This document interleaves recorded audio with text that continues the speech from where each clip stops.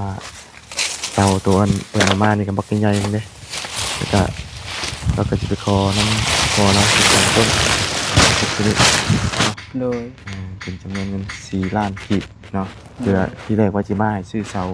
ติดกระตุกนี่แหละเนาะแต่ปรึกษากับว่าเสียงแล้วจะมาบ่ซื้อก็ได้เรามีแต่ว่าเอาไว้สมทบตัวเพื่อนดีกว่าเอา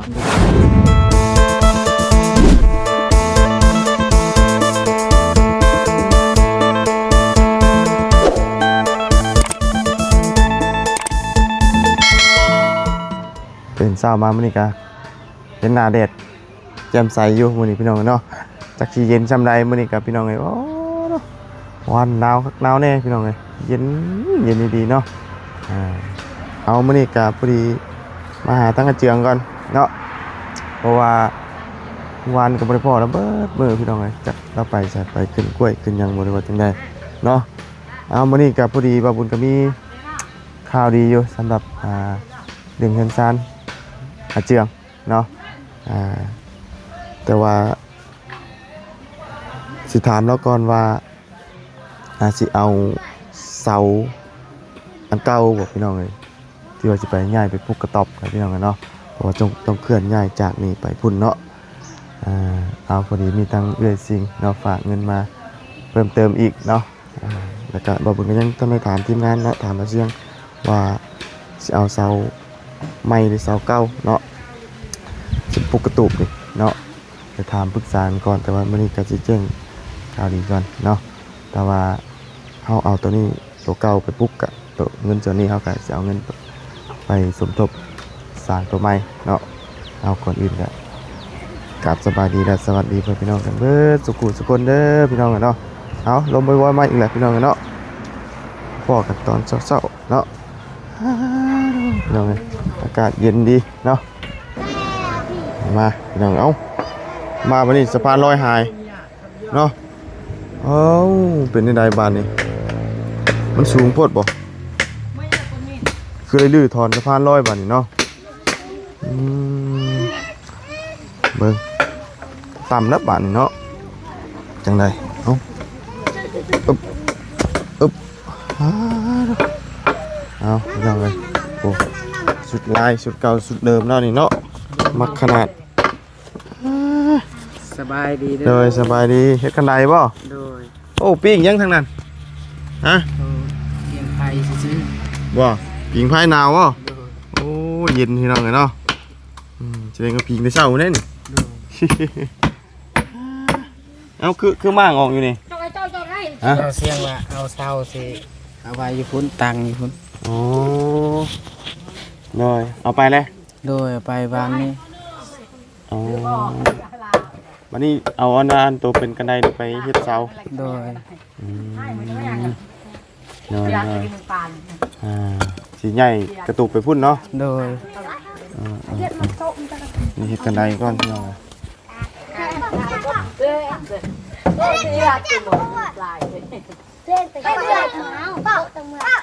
กันไดพอได้ขึ้นก่อนเนาะโดยตอนนั้นเราบ่ได้เฮ็ดเด้ตอกใช่ได้บ่ตีใช่ได้บ่โดยตอกเลยตีจะรถต่ำจะรถ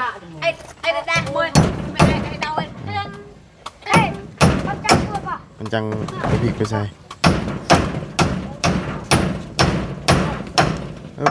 กดซับเมื่อเราบ่ทำหายแล้วบ่แดดเริ่มออกไปแล้วบนเขาพิงไพ่เลยน้องเราพิงไพ่เนาะเอาให้เราตอกนี่ก่อนพี่น้องเลยตอกบันไดก่อน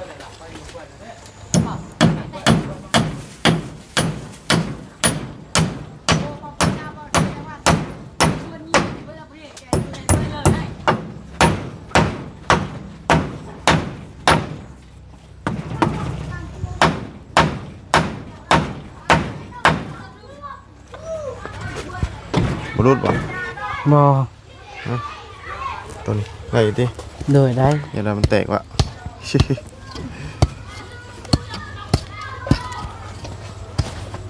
ตอนนี้นะหาก็ได้สักเสา โดยหาซอง หาก็ได้2เสา โดย อ๋อบัดนี้สิไปเอาใช้2เสาบัดนี้ สิไปคอเศร้าพ่อไอ้พุ่น อยู่บ่ไหนนะอันกองกันบ่ โดย อ๋อ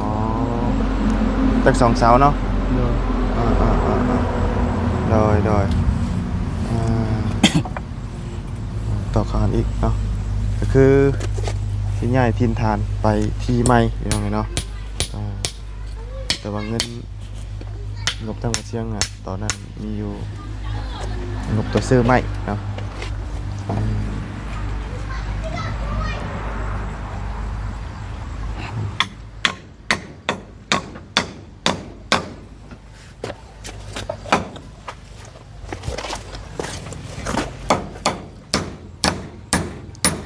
ถิ่นฐานนี่ก็มีแต่เสาแล้วก็ไปหาตัดใหม่นี่มาอีกนี่เนาะก็เฮ็ดซ้ำเก่าอะนะทำง่ายไปก็ได้บ่ได้ยากหยังพี่น้องเอ้ยคือเป็นแต่มาบัดนี้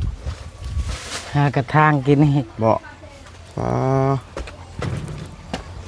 อันเจ้าลุยน้ำทางนี่บ่ โดย บ่จังว่าเปียกบ่เนาะ โดย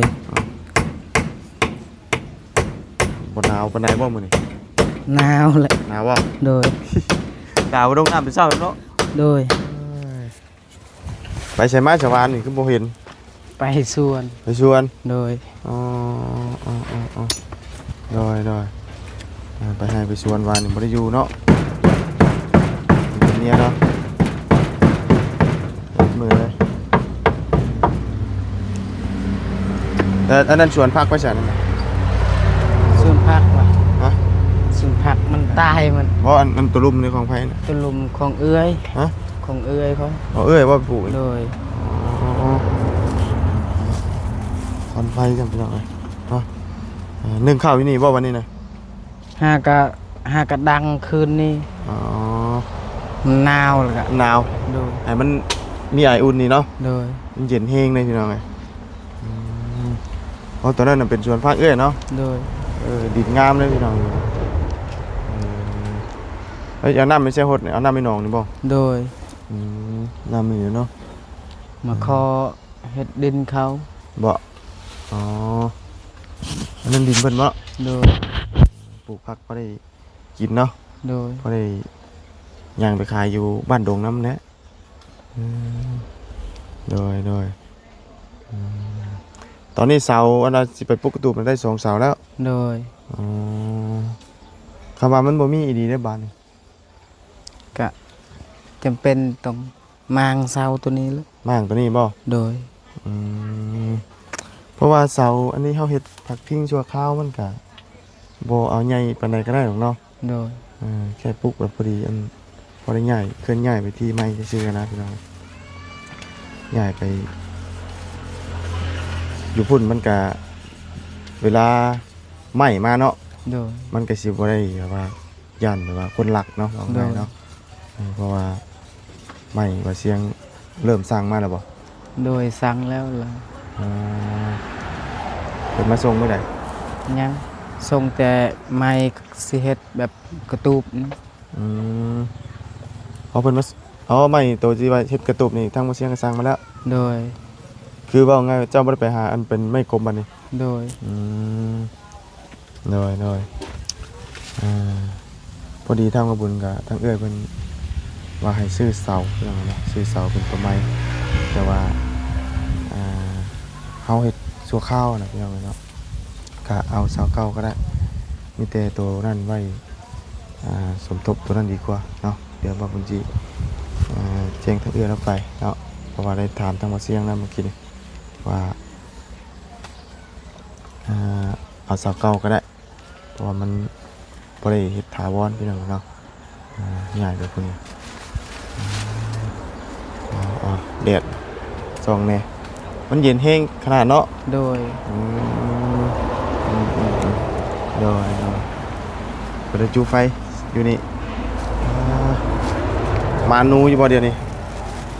ไปการอยู่คืนนี้บ่ได้จักโต อะไรอีกตัวเลย โดย โดย มันก็สิหมดแล้วนี่ โดยเดิมบ่มีน่ะติ โดย ยากกันเด้เนาะไปโฮมไปแดดเลยพี่น้องเอ้ยแดดเลยแค่นี้อุ่นๆเนี่ยอันนี้ลื้อถอนว่านี่ติ โดย อายุมาหน่ะบุญสะพานลอยแล้วพี่ถ่ายเองเบิดแล้วพี่น้องเลยวันนี้น้องยางน้องนี้เอาวันนี้เนาะ โดย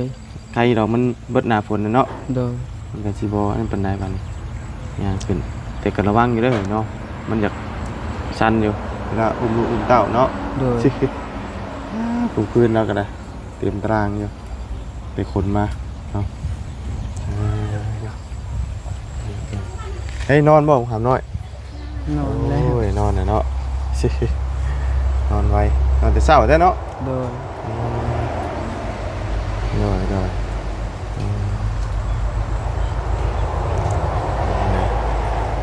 ไม่มีไม่หลายเติบบ่อนอยู่หั่นน่ะ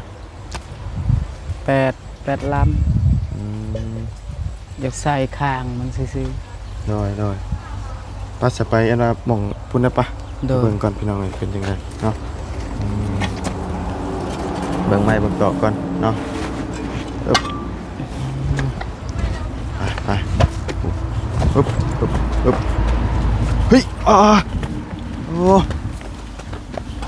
ลมบ่อยๆเนาะนี่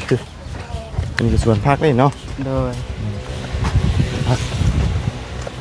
นี่คือเป็นสวนพักตัวนี้ก็ได้เริ่มปลูกพักแล้วพี่น้องไปก็ได้เอาเนาะยางมากกันจุดท้องพี่น้องเลย ยังดีมีปลาเนาะเปลี่ยนชักปัญญังมานี่พี่น้องเลยโล่งโจงโป่งเนาะนี่เราไปจูดใส่นี่อีกทางจูด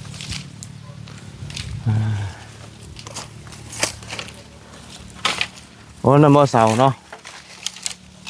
เบรกมาบ่หรือว่าแกชะรถมาน่ะ แบกมา มาตัวนี่ไงที่ตั้งมองได้นี่นะตูบนะ ตั้งมองนี้ ตั้งนี่บ่ โดย กระตูบนี่สิตั้งนี้เนาะ โดย เพราะว่าเรื่องนี้เขาต้องตั้งตรงนี้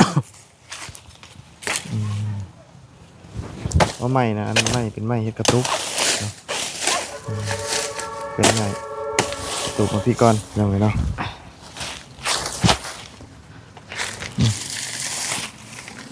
แต่ว่าเสานี่เอาคือมีสองเสาเนาะเอาไปว่าไม่ต้องถาวรก็ได้พี่น้องเนาะพอดีตั้งเลยเห็นในคลิปเนาะที่ได้มาว่าให้ซื้อเสาเห็ดกระปุกถาวรมันจะ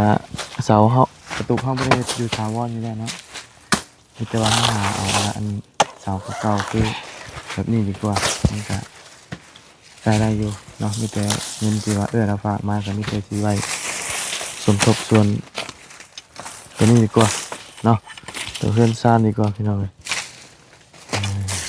เดี๋ยวแจ้งเราไปเนาะเพราะว่าไปถามกับ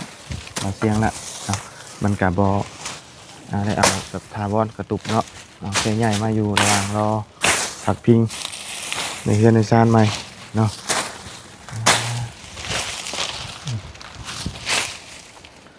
ตอนนี้มีแต่จูดตัวนี้ก่อน โดย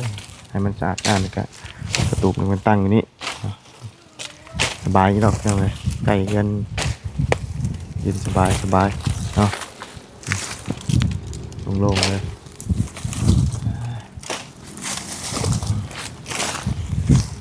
ว่านี่ไปให้ไปชวนบนมือเลยเนาะ โดย มื้อนี้บ่ได้ไปแกกล้วยป่ะ มื้อนี้บ่ได้ไป บ่ได้ไปเวียดบ่ได้จ้างเนาะ โดย สุดลายแล้วนี่มักขนาดนึงสุดประจำตำแหน่งเฮ็ดงานนะเฮ็ดเวียกนะนี่นะแม่นบ่เจียง โดย เป็นสุดที่ว่าเฮ็ดเวียกเลยสุดเราเนี่ยสุดลายทหารคำเห็นอาเจียงต้องเห็นสุดลาย แต่ละคลิปนี่มีแต่ชุดลายเลยชุดเราเป็นชุดที่ว่าสู่งานโดยเฉพาะเลยชุดแบบมาใช้ธรรมดาต้องเลิกเรียกเลิกงานพุ่นแหละ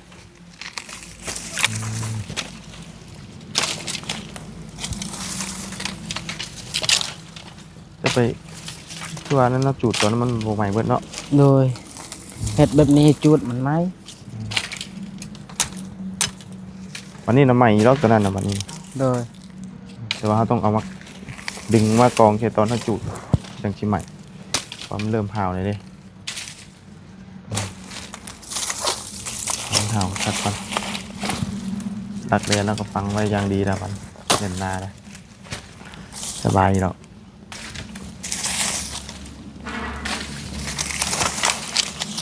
มันเป็นลำกล้วยนะมันเป็นใหม่อยู่แล้วลำกล้วยมีฐานเนาเปื่อยลง โดย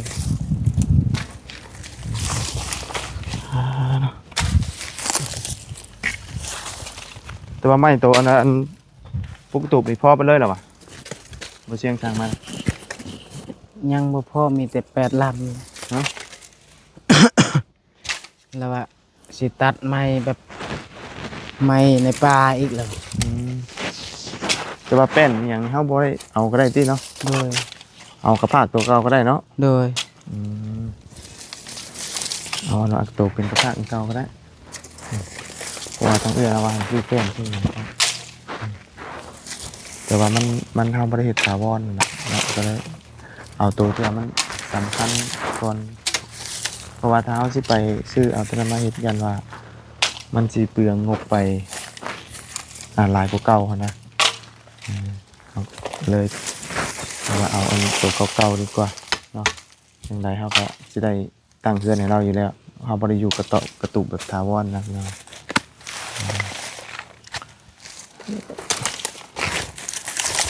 สังกะสีนี่มีแล้วเนาะ โดย เพราะว่าทั้งมาเสียงมีอยู่พี่น้องสังกะสีเพราะว่าตัวนั้นมากก็มันตัวเก่าพี่น้องนะสังกะสีตัวใหม่ประมาณ10 แผ่นพี่เก่า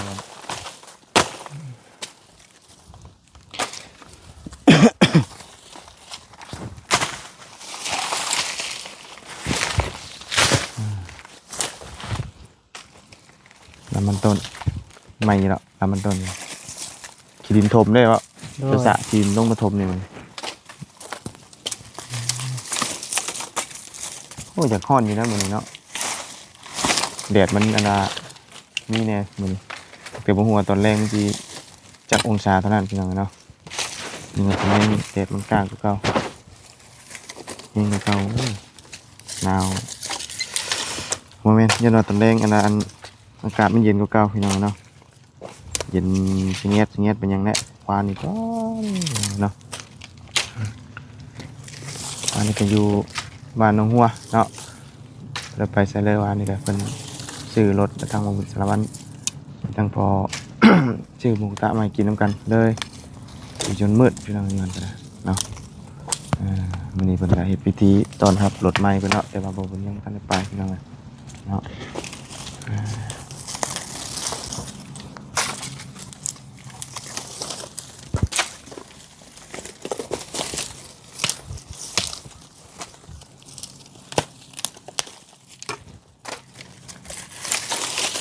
มันเห็นนะครับจังจุดตัวจุดนี่กับโบใหม่ใช่มันยังดิบอยู่เนาะคือไม้ไผ่นะมันยังดิบอยู่มันยังทันหาวกันเลย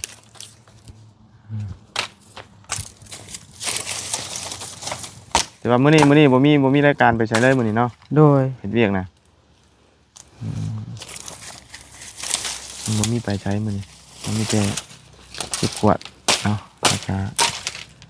หาไม้หาตอกมาเตรียมปุ๊กตุ๊บแถวนี้บ่มีบ่ไม้จังนี่ มี ไป ลายอยู่แต่ว่า เขาบ่ให้ตัด นิดหน่อยก็บ่ได้บ่ บ่ได้ อืม แบบปลาสงวน อันเข้าไปนี่มันเป็นป่าสงวนได้บ่อันนี่นะ โดย อ๋อเพื่อนดิบเข้าไปนี่ก็แม่นรถภูเขาตัวนี้เนาะ โดย อ๋อเป็นป่าสงวนหมดเลย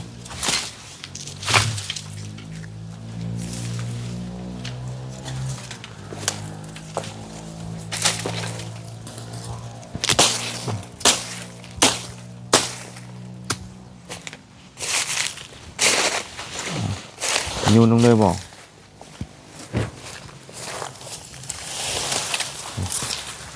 ทีมลงใช้หันกระจูดเลยทับเลยนะหันใหม่เลยบุ่มลง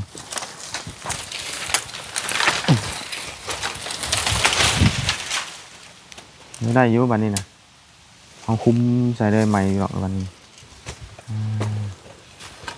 เดี๋ยวเอาใบตองกล้วยเอาหญ้าปกใจคุ้มแล้วกับใหม่เลยนะแต่ว่าให้มันหาวกว่านี้ก่อนก็ได้มันจังๆเห็นว่าใหม่ครับ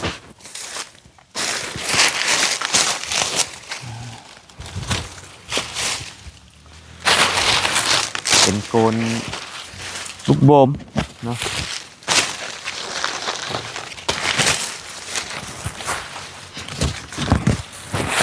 ไก่จะได้ใหญ่มากพี่เลยนะใหญ่มากใหญ่มากเพราะว่า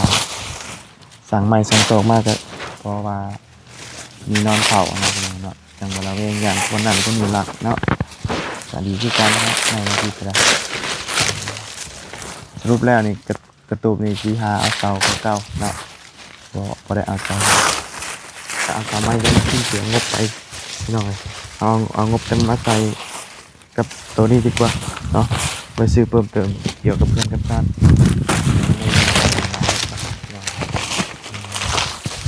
เพราะว่า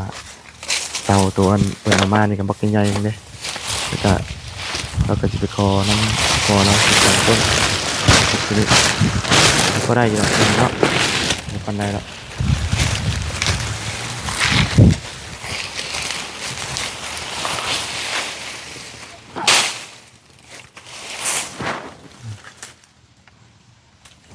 จูดได้บ่ บ่มีกระไพ โอ้บ่ได้เอาไฟมาตาไปมันเห็นก่อนก็ได้จูดไฟยังบ่ทันมีต้นไม้ต้นนี้ของบ่ช้อนบ่นี่ โดยแม่นหลักแดนแล้ว นักเรียนบ่พอดีเฮ็ดเสาได้นี่ ต้นไม้บ่ช้อน หลักแดนผู้ใดตัดก็บ่ได้ บ่ต้นนี้ได้หาตัดอีกบ่ต้นนี่ ตัวนี้ผู้ใดตัดก็ได้ตัวนี้ อ่า น้องซ้อนแหละตัดได้ อืมเป็นหมองแดนพอดีบ่นี่เพิ่นปลูกมันได้เนาะ โดย เป็นตาติดอยู่บ่เฮ็ดเป็นกล้วยตูนอันนี้ของเอื้อยบ่สอนได้เนาะ โดย ของอันนั้นบ่สาวเอง น้องเอ้ยออน ของสะออนน้อยเนาะเฮ็ดผู้เดียวแล้วได้เนาะ โดย ผัวก็บ่อยู่เนาะอันนี้เรามันโยนถิ่มไว้ในนี่บ่นี่นะ โดย เวลาเฮาปลูกแบบนี้สบาย อืม เอาแล้วก็จูดเลย อันนี้คือเรามาปะไปก่อนท่านได้ปัก โดย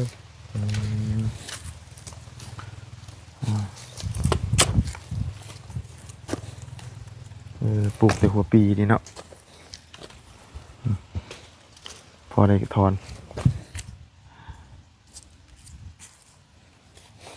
ทางใหม่ยาวนี่เนาะใหม่เนาะ โดย 5 เมตรบ่ใหม่นะพี่4กัน5 เมตรพุ่นนี่เนาะใหม่5 เมตรแดง 5 เมตร 5 เมตรพอดีไปจะไปนั่งพุ่นก่อนเนาะพอดีบาบุญที่ได้แจ้งข่าวดีทั้งน้องเราเลยน้องเอ้ย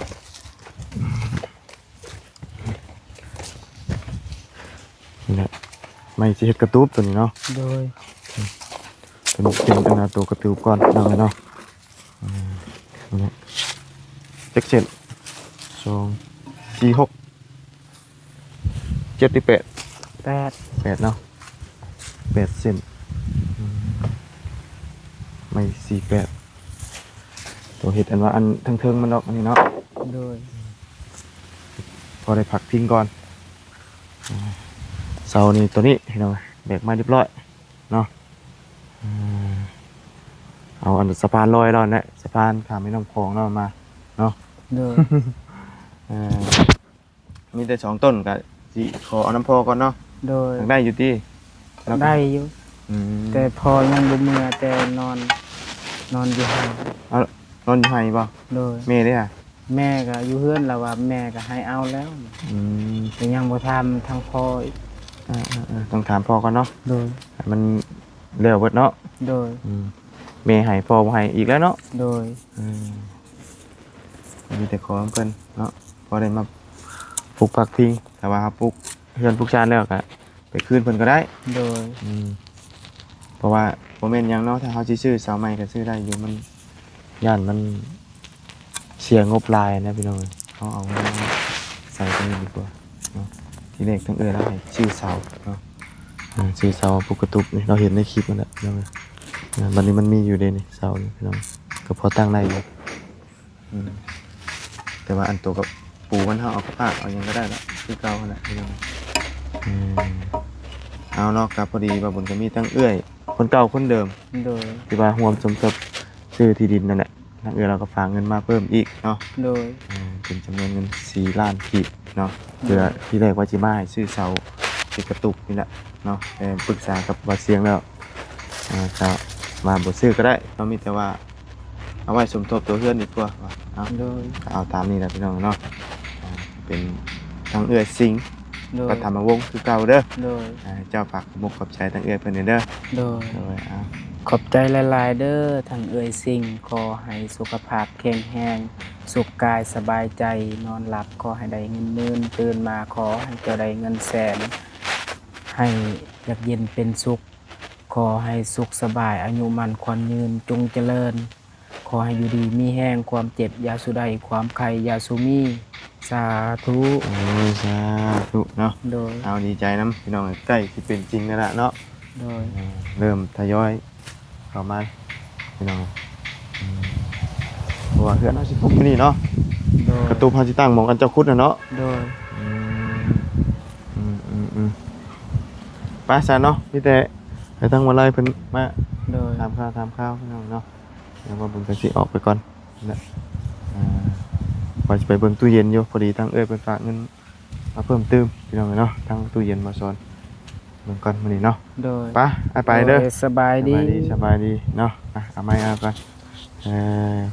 เฮ็ดเปียกแล้วค่ะเปลี่ยนส่งเป็นหยังเลย โดย หนาวเลย ลมเริ่มมาอีกแล้วเนาะไปพี่น้องเอ้ยของนี่ก็เป็นปวกเลยเนาะโพนพี่น้องเนาะสำหรับคลิปนี้การนำลาเด้อเนาะพบเจอกันใหม่ขอบคุณพี่น้องแล้วอีกซี่ ที่คำติดตามนะครับส้มเนาะเอาสรุปแล้วก็สิเอาเสาเก่าเอาสิเฮ็ดกระตูบนี่พี่น้องเลยบ่ได้เอาเสาใหม่เนาะ